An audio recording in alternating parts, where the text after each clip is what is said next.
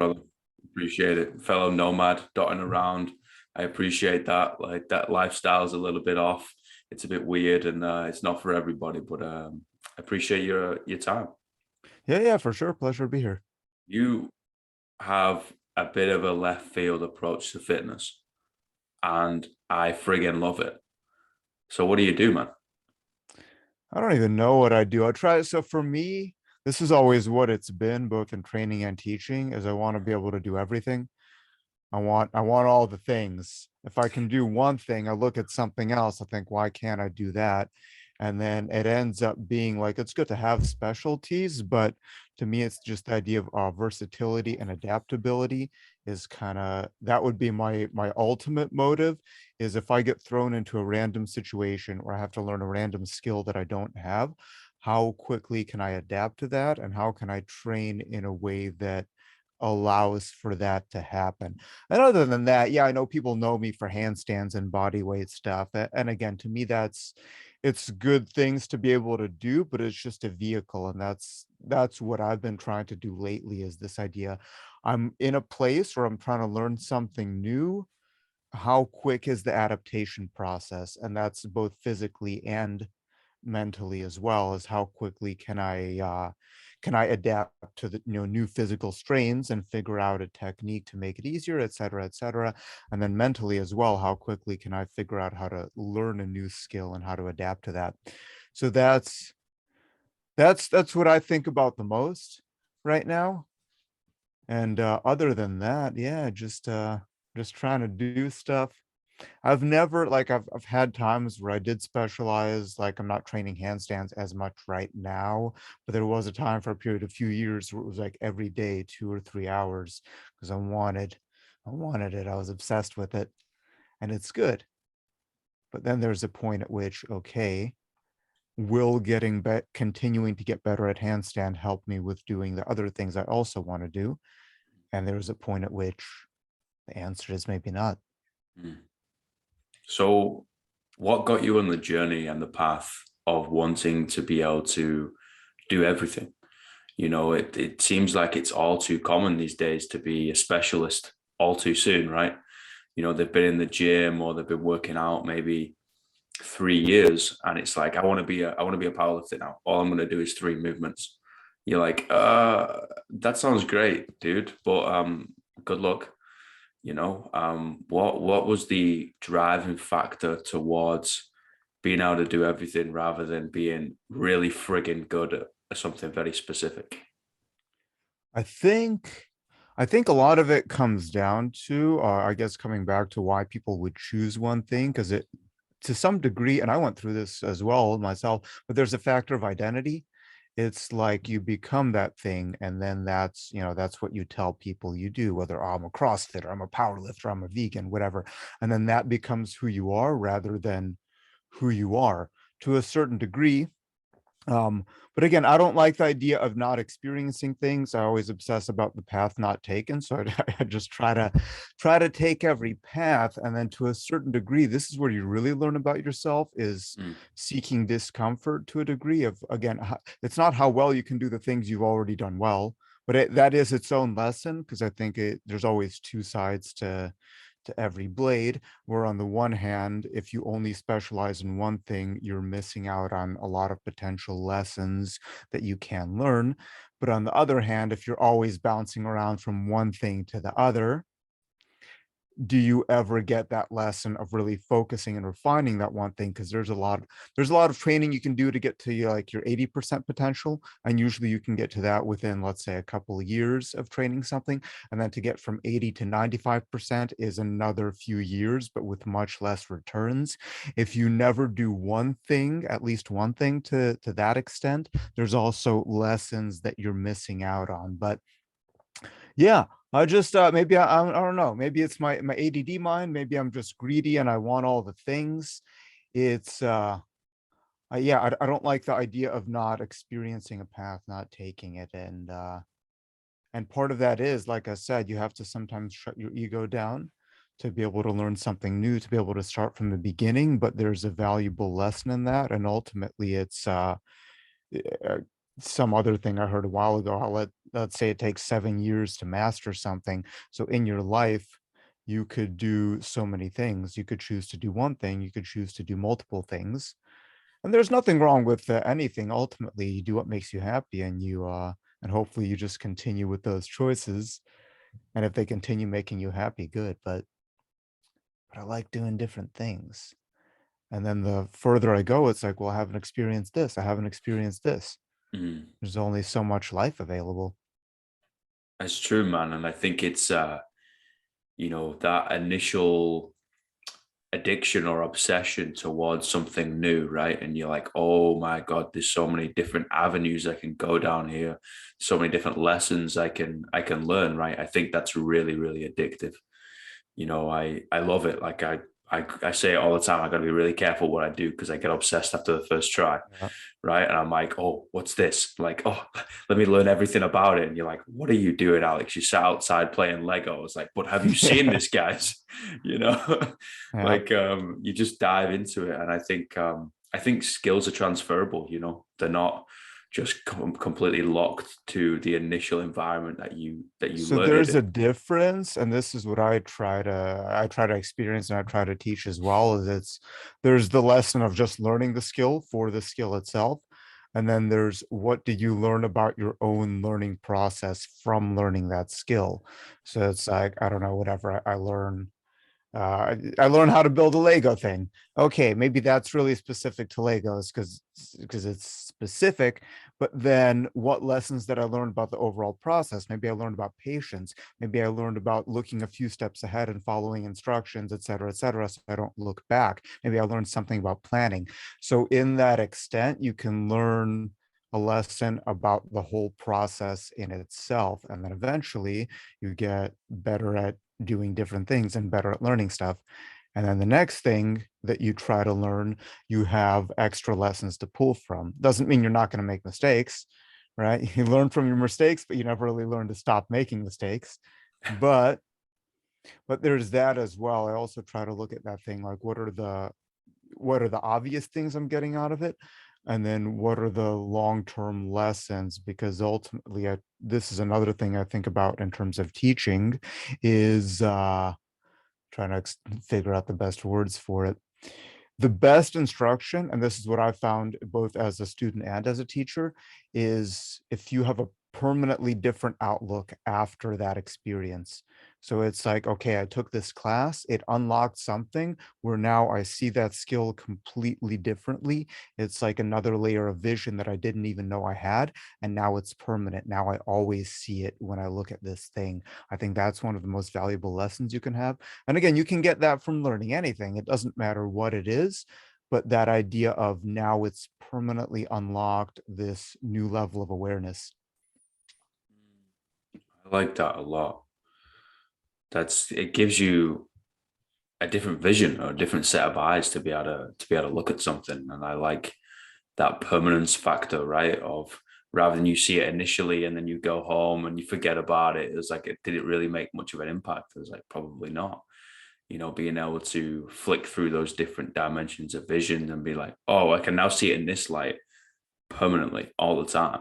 I was like, And it that. helps so much because once we get into different perspectives, you have right and wrong, and the easiest thing, and you'll see this all the time because it's the easiest way to sell something. This is right, this is wrong. My way is the right way. You have to follow this if you want results, if you want to be like me. But then you take a step back and you see, okay, if there's a right and wrong, if you define the very specific context within why it's right and wrong. But then you take a step back and it's like, well, anything can be right, anything can be wrong. Are you doing the thing? And there's more lessons in that because when you unlock those different layers of vision, then you can see why something might be right in this context, wrong in this context, but they could be both right uh, from where you look at it. Like I use the example teaching handstands. So a gymnastics handstand is very strict, right and wrong, and there's a reason behind that. And there's also judges. So literally, if you're a competing gymnast, you're actually judged on your form for things to look a certain way, and that comes also from a number of different things. But then let's say you're doing it just for fun. Let's say you're, or I use the example of capoeira, which is a lot less strict on what the form needs to be, but there's a specific reason for doing it and a specific awareness you have to have and a specific fluidity. So you might see a master of gymnastics do a handstand or a cartwheel in a specific way, and then a capoeira master would look at that and say, that's the worst cartwheel I've ever seen. You'll get kicked right in the face. Everything's open.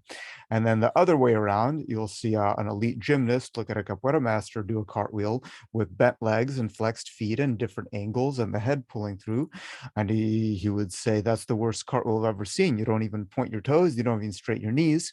And the capoeira master would say, well, that's all completely intentional because I can defend myself from any position. And both of those are right within one context, wrong within another context. Taking a bigger step back, they're both correct because they're both the movement done in a completely intentional way to achieve a certain goal. What what set you out on the journey to look at both sides of the coin? You know, because we live in a world that's polarized and we like to become blind, or at least like intentionally be blind to the other side or the other opinion, right? And it's first of all, it's refreshing to talk to someone that will always acknowledge that there's two sides, right? And then be able to actively put themselves in that shoe and be like, okay, well, I might have this opinion looking this way, but what happens if I'm on the other side looking the other way? You know, what got you on that journey, man? That's fascinating. I mean, so in the beginning, I was completely self-taught and there was no like YouTube. So I just flailed around and tried different stuff. And what it came down to, I would read one thing or I would watch one video on the internet. Didn't have, camera phone or anything back then. So I would read it. Then I would have to run outside and try it. And then within the process, okay, maybe I would try to train this way for a couple weeks. Does it work? Does it not work? Try something else, and then eventually you figure out different mistakes. But then eventually long term, I realized there was a lot of stuff I could have done differently to avoid a lot of mistakes, but the mistakes still gave me a lot of value for the perspective and for a teacher. But I got obsessed with different methods. Like there was a point where I got really obsessed with gymnastics, and that was a technique I followed because that was right and wrong. And there was a time that I was more obsessed with tricking and martial arts and capoeira style movements. And same thing with handstand, like, oh, this is the right way, this is how it has to be. But okay, maybe mine doesn't look exactly like that. Maybe I'm training this method that doesn't work very well for me, but if I make these adjustments, even though it's not the method, I actually made more progress like that. And then within teaching as well. So like I've coached kids gymnastics, I've coached adults of all different levels. And you end up realizing that if it's a system, a locked system, people can only progress to a certain degree because that system isn't individualized for everybody, it's generalized. And until people learn how to individualize a certain technique or a certain protocol, you're not really going to make the progress that you want from it. So ultimately, for me, it was a lot of teaching adaptability where, okay, this is what I consider basic knowledge. I'm working now with a group of beginner adults who've had no experience, and now I have to completely reassess what I think it means to be a beginner. And then ultimately, you speak different languages, so to speak, of people that come from different backgrounds. So if I was teaching a group of weightlifters, I might use a certain terminology or a certain protocol that would make more sense to them compared to if I was teaching a group of dancers, a group of gymnasts, a group of cheerleaders, a group of yogis. So it's like, and again, you start to think, what are their goals? If I'm a gymnastics coach and all I know is gymnastics, but I'm teaching someone who wants to do a handstand for their yoga practice, there's a lot of lessons that yogis can learn from gymnastics, absolutely. But then also, eventually, I only have a hammer, but I needed different tools. So that was a big part as well, is just understanding what my own goals are, what different people's goals are, and then how can I adapt to what they want to do to allow for their own experience and their own process to take charge. Mm. But ultimately, it's like, yeah, there's so many ways to do everything. And it's the same. You read, you read in the textbook what something's supposed to be, and then you go in the real world and you see real world examples of it, and you realize the real world doesn't follow the textbook. That's the world over, right? That's the Yeah, case in pretty much everything, you know. And I think coaching and teaching is this fascinating and beautifully poetic thing, right? We get to pay our bills from ultimately, but it teaches us so many different ways of skinning a cat, you know, and that's kind of built out of necessity because we have these different people come in front of us, like you said, the weightlifters, the yogis, you know, the gymnasts, and we're like, oh shit, okay, I have to potentially teach the same thing, but in a completely different manner because these people are just not going to be able to compute it. And I think that form of like molding something, they're molding the same thing, let's be honest, into a way that people can compute it and understand it and then be able to implement it in the real world. I think that is that's an art form, mate, you know. absolutely. And for like when I start to see, that's kind of the ultimate level when someone is able to coach themselves to a degree. There's always something that another eye can see that you can't. But once a student can start to be aware of their own mistakes and understand the process of fixing them, that's huge. And a lot of schools, a lot of systems don't teach it either unintentionally, or maybe it is intentional, maybe because they want people to stay in the system. But I always think the best service a teacher can give is to teach enough that the students can go out on their own and still know enough to make progress and be able to work and teach themselves. Like, especially when I talk kids, a lot of the kids training is kind of following orders. And I understand again where it comes from. If you're trying to build the best athletes, you can't question, you don't want to go off branching paths. But if the goal is not necessarily just to build the best athlete, but to build problem solving skills to use as a person, when I start to see kids catch their own mistakes and know how to fix them without anyone saying anything, that's huge. That's a Mm. step towards, like I said before, not just understanding the skill in question, but understanding something about the process to know what you need to do. Because ultimately, the no one really teaches you anything. You teach everything yourself, but having a path to follow, having a guide, having a leader can help. If you only follow the leader, you can't really forge your own path. If you only forge your own path, you might get lost. You might take a lot of wrong turns. So it's like a balance between that, is you follow enough to understand where you're going, but then eventually you should be able to go somewhere yourself. Mm. I think I think that's a really, really great and interesting point of developing the processes to be able to understand these skills by yourself, right? Figuring out how your brain works, how you like to work, how you effectively and efficiently work. Let's be honest, let's try and do it 5 times rather than 15 and mess up an extra 10 times, right? We want to be able to be efficient with our time. So then we can learn skills on our own independently, you know. And if something goes wrong and we haven't got an extra set of eyes on us or an extra set of couple eyes on us, um, you know, we can figure it out. We're like, oh well, this intrinsic feedback, or I went here, and or maybe I can adjust this way, and the next thing you know, you hit the nail on the head. You're like, okay, cool, I'm understanding a little bit more about myself. And I love that little relationship between, I'm understanding my physicality and I'm also understanding my mental capacity and the interaction between the two. And I think it's fascinating for us to be able to see. You know, I'm sure you've done it. You've taught a lot of people. And then if you pull back and just kind of like, no, figure it out. You know, they look at you, what do I do wrong, coach? And you just kind of turn to them and say, figure it out. And you see like the cogs turning in their own head, and they start trying different things. And I think that's just really beautiful. Yeah, it's a huge lesson to be able to do that. And also, I guess sometimes it's hard as a teacher because I want to always say Yeah. the things. I want to, no, no, no, do this, do this, do this, try this. But yeah, that's something. It took me a while again to just, I just want to observe, because also in that observation, the students are learning a different lesson, but also you're learning something else as a Mm. teacher. And there's a lot.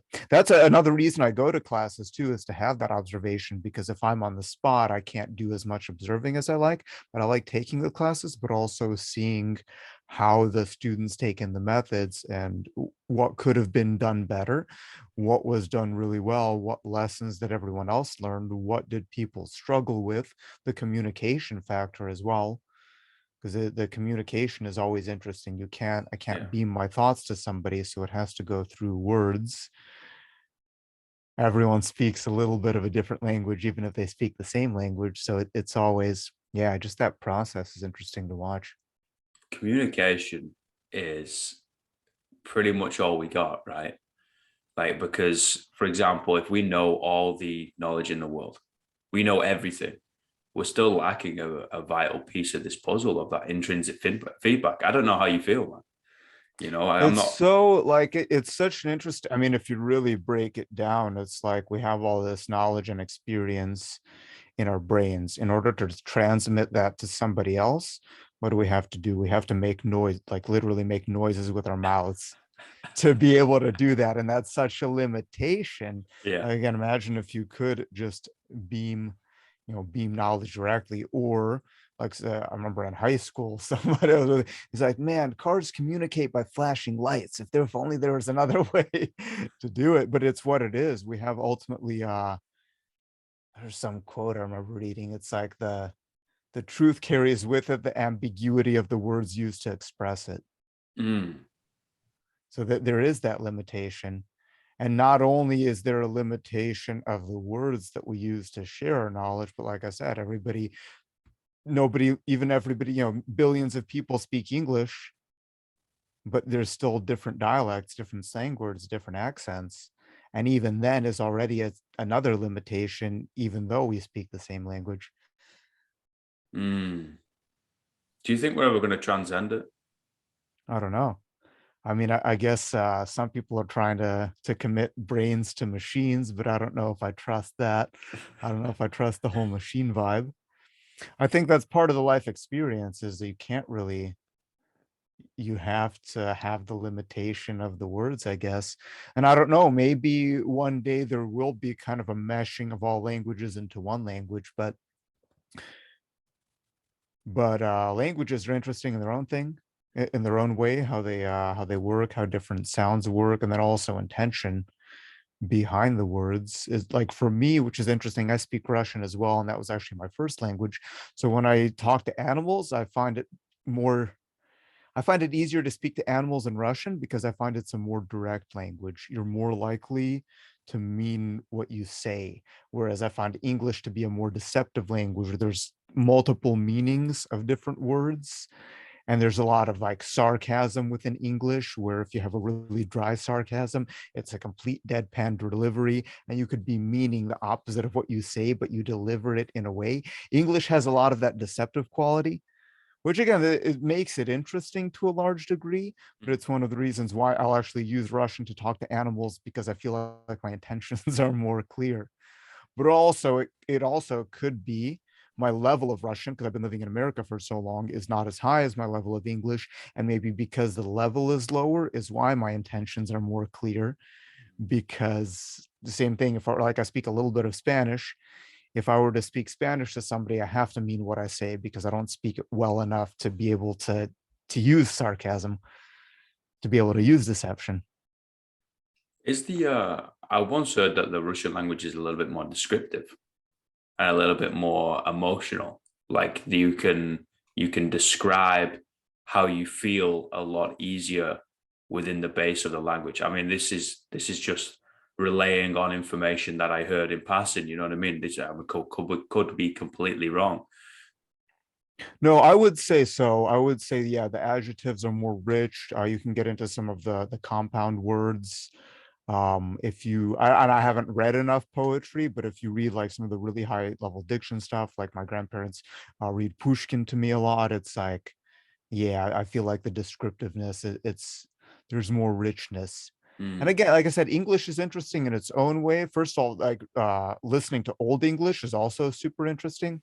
yeah. There's some YouTube videos where you can find some old English poetry is also not what you would expect. And I feel like to some degree, and this might be even just the kind of Orwellian factor where the language gets simplified.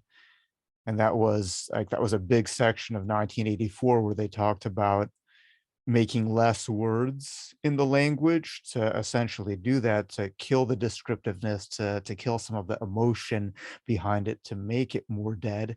And it's like using there's still an art form to using few words to describe something as well. But it's also an interesting thought about how as the language progressed, it becomes more simplified, but within that loses some of its artistic qualities. Mm. Yeah, I'm fascinated by language, culture, where it comes from, how we're trying to communicate, how much we're able to get across through language, right? I think words are such a powerful tool. And it seems like, to me at least, through the pursuit of logic, right, we've lost emotion, or at least lost being able to figure out our own emotion and then articulate it effectively. And it's like Absolutely. we're all just now individuals rather than like synergy between people of this quote unquote society, which is what it's supposed to be, right?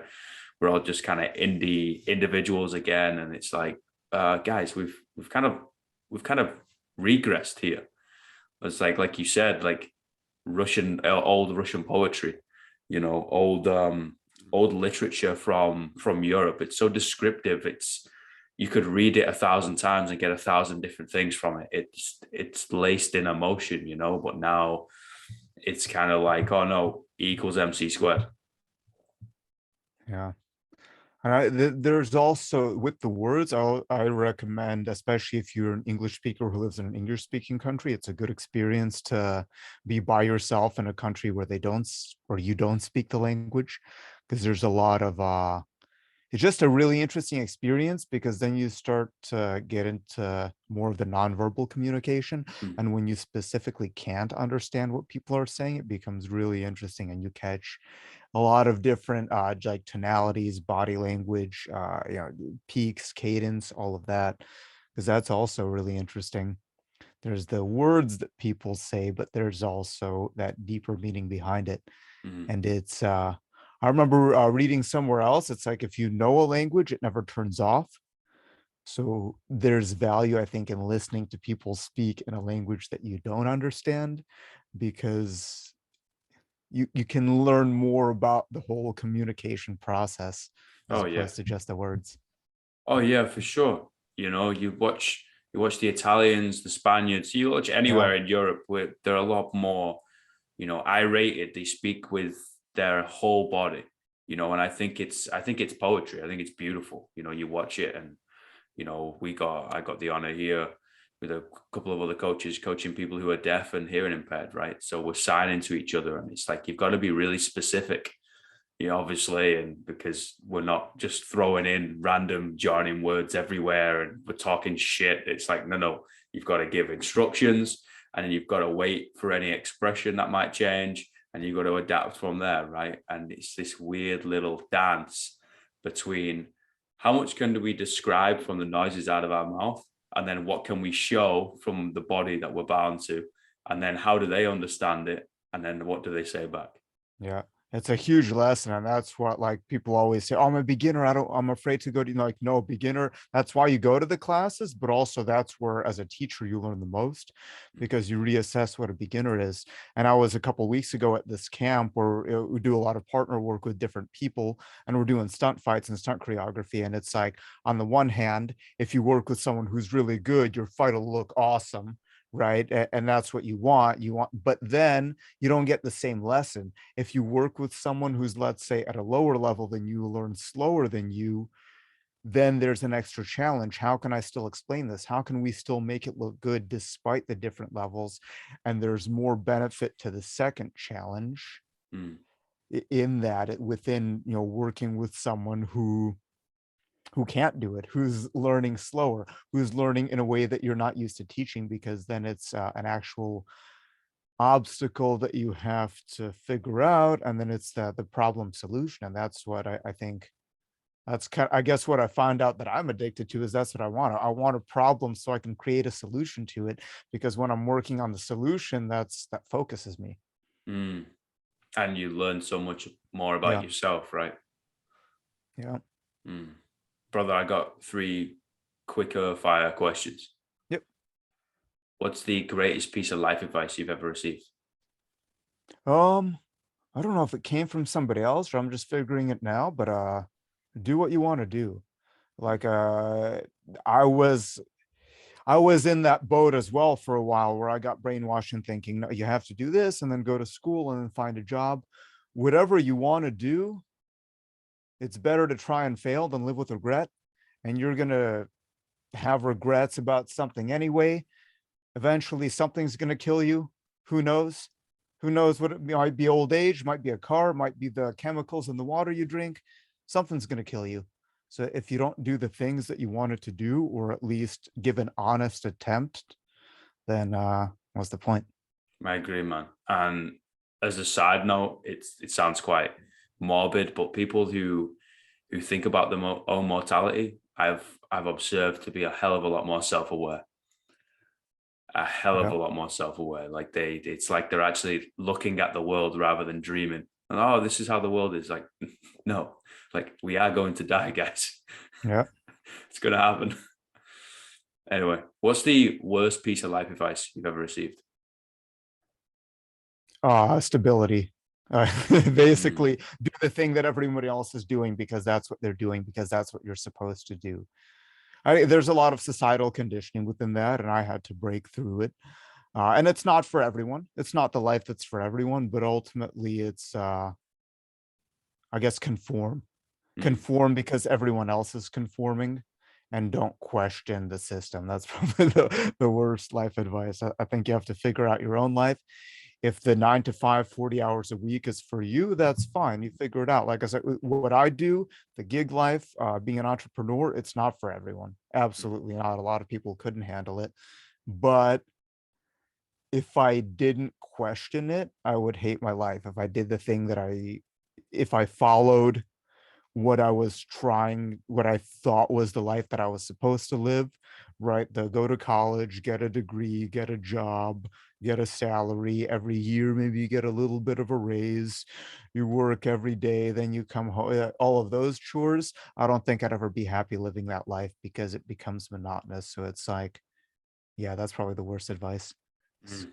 is to conform and do the same thing that everyone's doing because that's the way, because everyone's doing it. I'm right with you with that one, man. Fuck that. Yeah. Last question. What are the 3 words you tell your younger self? Do the thing. Mm, love it. Thank you, brother. This has been a fascinating conversation, man. I appreciate this so much. Yep. Yeah, and then I guess to go back to question 2, also bad advice is, yeah, giving a shit what people think. It's another good one. And it's the same, it's that societal conditioning. "Oh, no, what'll the neighbors think of me if I'm outside with my shirt off getting sunlight? They're gonna think I'm weird. What are my Facebook friends gonna think of me if I decide to go a different direction with my life because I feel like that would make me happier?" Well, fuck them, and if they don't support you, then that's their problem. 100% it is. Thank you so much, brother. Yep, thanks for having me. This has been an honor, man. And you're always welcome back to talk shop. Yeah, for sure. Thank you, brother. You have a great rest of the day and we'll talk soon. Yep, take it easy. Awesome, man. Bye everybody.